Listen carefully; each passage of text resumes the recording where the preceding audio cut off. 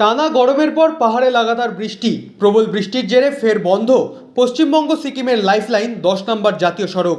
ধসের জেরে সেতিঝোড়ার কাছে ক্ষতিগ্রস্ত এই 10 নম্বর জাতীয় সড়ক। গত জুন মাসে প্রবল বৃষ্টিপাতে ক্ষতিগ্রস্ত হয়েছিল এই জায়গা। ফের দুর্ঘটনার কবলে এই 10 নম্বর জাতীয় সড়ক, বন্ধ রয়েছে যান চলাচল। ধসের জেরে 10 নম্বর জাতীয় সড়কের একটি অংশ তিস্তার জলে তলিয়ে যায়।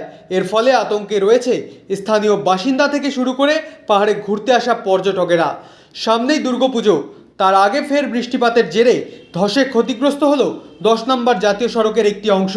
এর জেরে কপালে হাত পড়েছে সিকিম এবং কালিম্পংয়ের ব্যবসায়ী থেকে শুরু করে পাহাড়ে ঘুরতে আসা পর্যটকদের।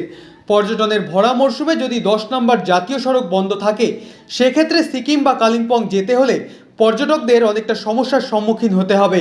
পাশাপাশি সমস্যায় পড়বে স্থানীয় বাসিন্দারা।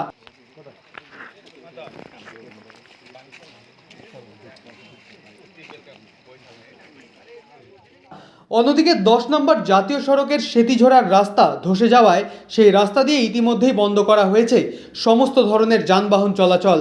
ধস কবলিত এলাকা পরিদর্শন করে তা খতিয়ে দেখে আগামীকাল পিডব্লিউডি এর পক্ষ থেকে যানবাহন চলাচলের আদেশ জারি করা হবে।